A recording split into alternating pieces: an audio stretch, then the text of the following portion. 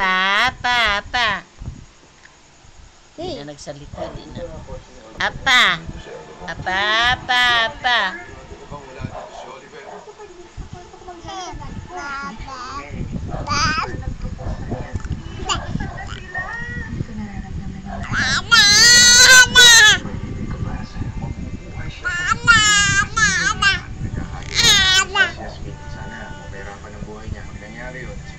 Yasmin, mananagot ka sa akin.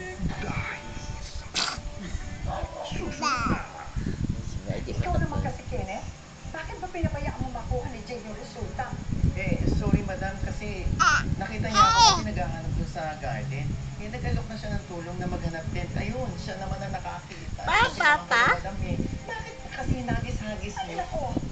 Ano ngayon ang gagawin natin? Alam mo ba, na pag nalaman ni Marco na tunay na anak nila si Daniel, talagang magagalit sa akin yun ng